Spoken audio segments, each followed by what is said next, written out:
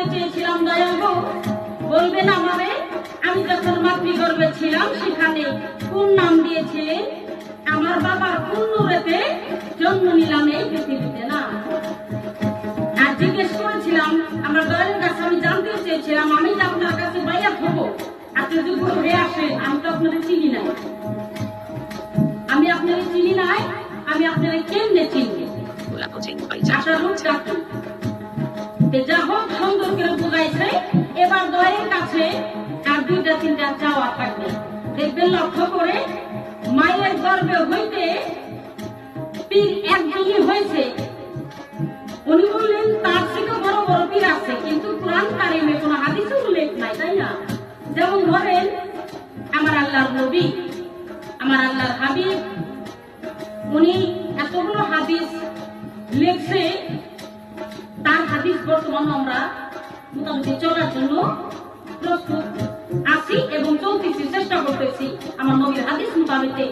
কিন্তু দেখবেন লক্ষ্য করে আমার আল্লাহ নবীর হাদিসের সেটাও একজন ব্যক্তি তার একটা ভক্ত 500 হাদিস লিখেছিলেন, সেটি হচ্ছে আবু বকর সিদ্দিক। তার ভক্ত 500 হাদিস যখন লিখলেন, উনি নিজে নিজে হাদিস লিখে আমার আল্লাহ নবীর হাদিস, আর উনি যে লিখলেন হাদিস, ওই হাদিসটা একত্রিত করে দেখতে পান যে আমি যেগুলো কথা লিখছি, আমি যেগুলো হাদিস লিখেছি, এই হাদিস যদি আমি ছেড়ে দেই, এই হাদিস যদি আমি প্রচার করি, তাহলে আমার হাবিবের হাদিস, আমার দয়ালের হাদিস কেউ ভাবতে শুনবে না, মানে করবে না। তাই করলেন ঘোষণা, আমি লিখেছি এই হাদিস আর প্রকাশ করবো না। নিজে নিজে ওই 500 হাদিস উনি পুরে ছাই করে দিয়েছিল। তাহলে এইটাই কি প্রমাণ যে আমার আল্লাহ কাছে হয়েছিল, বড় হয়ে গেল? সব থেকে বড় প্রমাণ হয়েছে আমার আল্লাহ কাছে করি ভালোবাসা ছিল। এই ভালোবাসার বিনিময়ে, প্রেমের বিনিময়ে একজন মানুষ, একজন ভক্ত তার গুরুর জন্য কত দূর পর্যন্ত যাইতে পারে, যে ভক্ত হতে পারছে সেই জানে। বাবা যে আমরা হয়তো পারিও নাই, এখন পর্যন্ত বুঝতেও পারি না যে প্রেমের পুরাটা, গুরুর পুরাটা কেমন পুরা। তাহলে আমি জানতে চাইব যে আল্লাহ নবীর পরে বড় পীর, তার নাম উল্লেখ আছে, মায়ের গর্ভে হয়তো 18টা সিফা হাফিজ মুখস্থ, আমার বড় পীর, তাই না? কিন্তু দেখবেন লক্ষ্য করে উনিও পীর, পীর তো নাই বিশ্বের জগতে, আছে পীরের শুধু খলিফা। তাহলে একটা কথা কিন্তু আপনি বলছেন যে আগে বিশ্বাস ভক্তি থাকতে হবে, পীরের প্রতি বিশ্বাস থাকলে, আর সেই ভক্তটা পীরটা যদি বলে দিনকে রাত বিশ্বাস করে, ওই ভক্তটা ওই যে মাইনা নিবে। হ্যাঁ মাইনা নিবে। আপনার সাথে আমার গুরু শিষ্যের পালা, আমি বিতর্ক করতে চাই না, কিন্তু বাহ্যিক জগতে আপনি আসেন, একবার চলে আসেন, এই বাহ্যিক জগতে একবার চলে আসেন। যার জন্য আমাদের এই বাংলায় কিন্তু আজ 100-র মধ্যে 80% মানুষই বায়াত হওয়া, কিন্তু আমাদের আসামে আছে কি? আমাদের আসামে এত নাই। কিছুমান মানুষ 40 বছর বয়স হয়ে গেছে, এখনো কিছুমান মানুষ এই বায়াত শব্দটা বিশ্বাস করতে চায় না। কি কারণ? ভেঙে বলবে তার মূল কারণ। কেন বিশ্বাস করতে চায় না? এটা তো আল্লাহ রাসূলের একটা তোফা, তাই না গো? আমি বলি পীর এবং মুন্সি মাওলানারা, দয়াল গুরুজনেরা বলে, যতই নবীর হাদিস নামাজ রোজা পড়ুক না কেন, ওই ব্যক্তি যতক্ষণ পর্যন্ত একটা নাইলে রাসূলের হাতে হাতটা দিবে, ততক্ষণ পর্যন্ত উনি মুসলমান হইতে পারে না। প্রকৃত মুসলমান সেদিনই হবে যেদিন একজন দয়ালের হাতে হাত লাগাইবে। আমার দয়ালের কাছে এইটাই জিজ্ঞাসা, এই যে আমার বড় পীর মায়ের গর্ভ থেকে পীর হয়ে আসছে, এটা তার মার গুণ ছিল, তাই না?